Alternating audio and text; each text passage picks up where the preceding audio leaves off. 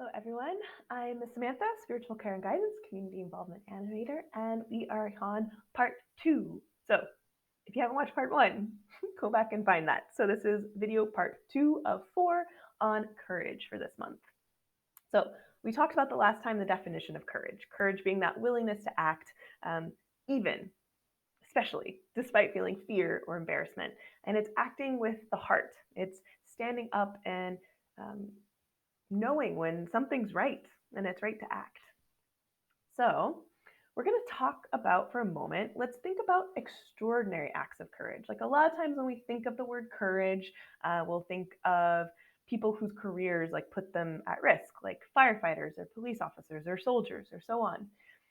But also there's people who in history and currently today that they still put their lives at risk. They stand up. They stand up and they share their story, or they stand up and they organize. They organize people to protest. They organize people to boycott. They organize and they light people's fires. They light us to change. Like they open our eyes to these things, and so that takes an extraordinary act of courage. Martin Luther King Jr. Is often one that we think of when we think about that. He ended up being assassinated for speaking what he believed in equality and justice and rights, and opened a lot of people's eyes. They thought that slavery had ended in America and some laws had passed, so therefore everything was okay. But no, it wasn't then and it still isn't now. And so it took extraordinary acts of courage for him to stand up, right? And many others like him, and to stand up and speak his truth. He knew in his heart what was right. And even though he had a lot of anger directed towards him, and it wasn't easy, he still did it.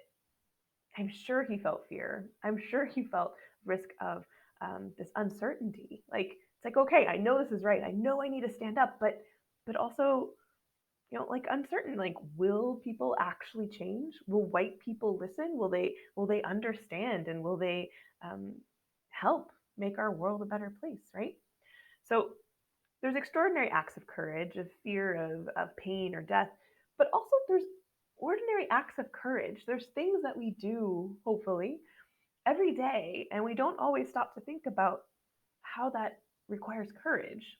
Things like being kind to everyone, right? So being kind to all kinds can take courage. It can take stepping up, and even if other people aren't kind to that person, it takes this willingness to act.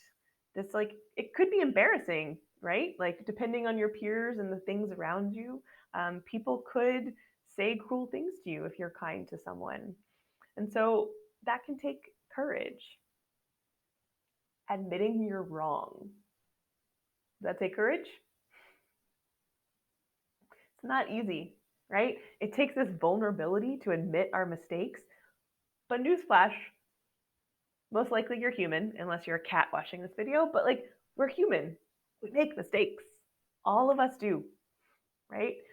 It's part of the learning process, and mistakes are okay. I would actually kind of be afraid of you and think you're like some creepy cyborg or alien if you didn't make mistakes, okay? So mistakes are good. Mistakes happen, and it's learning from them, it's admitting them and moving forward that takes courage. And it's not easy. It's really hard to be vulnerable, to admit those mistakes.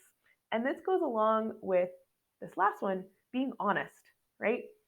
To really be honest with the words you say, and also to be honest to yourself, to like know who you are, to be honest with yourself of who you are, being proud of that, and being vocal about it, sharing exactly who you are and being honest with yourself and with those around you can take courage, because you don't always know how people are going to react if you speak your truth.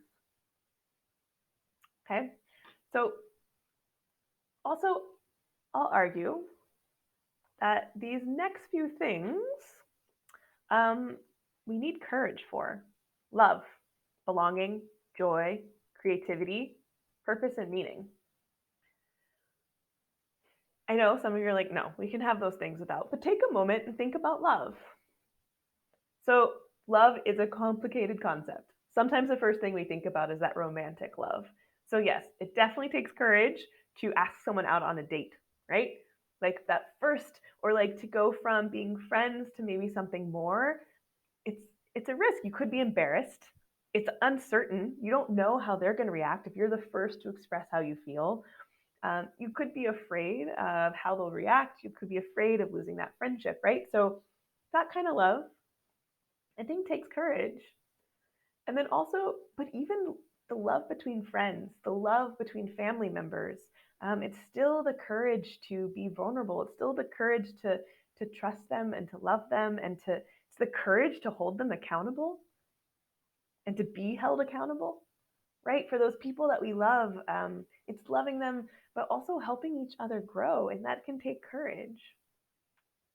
From courage also comes creativity, like to be creative,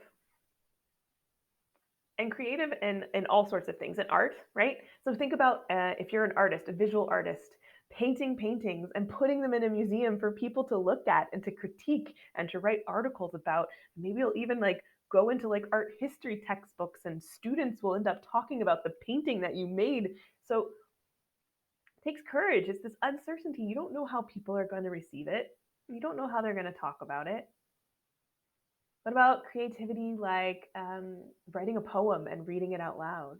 Or even writing a novel, writing an essay? Uh, there is this courage of putting it out there, right, for others to receive, because you don't know how they're going to receive it. Even like new ideas, new technology. If you're working for a company and you have this innovative, great new idea of like maybe how the organization should run, or oh, we don't need like fossil fuels, like we can use the sun. People are going to look at you crazy the first time that happens, right? But that's creative. But you don't know how people are going to respond. So creativity requires courage. So we're going to take a moment, and if you want, either I will put this in the notes of the video if you want to print this out. But also, you can just take a piece of paper for a second and just like write like the numbers, keep track. Okay. But we're going to go through these different things as scenarios, and take a moment numbering 1 to 5, how much courage it would take to make those following things a reality. Okay. So 1 is like very little courage, and 5 is a whole lot of courage. So, first thing, asking someone out on a date. Does that take a little bit of courage or a whole lot of courage? So, we talked about this before, but it can be a risk, right? You don't know how. It's an uncertainty of how they might react. Could be embarrassment, right? If they don't react and respond how you want them to. What about volunteering to take the penalty shot in the last minutes of an important game in whatever sport, right? Uh, I swam, so I never had to do this, but 0 to 5, a little bit of courage or a whole lot of courage? Different people are going to think different things on this. For some, it can take courage because you don't know how your team will respond. There's that risk of failure. There's risk of a mistake, right? And so it's this putting yourself out there, this being vulnerable to your teammates, and hopefully having their trust. And then hopefully your teammates will understand if you don't make it and you lose the game for them. But right, you don't know. And so that can be really terrifying. So a lot of people need courage for this. Some people, the stakes for sports aren't really their thing. So it'd be like 1 or 2, because to them, it might not matter of if they win the game, right? What about asking a teacher for help? 0 amount of courage or 5?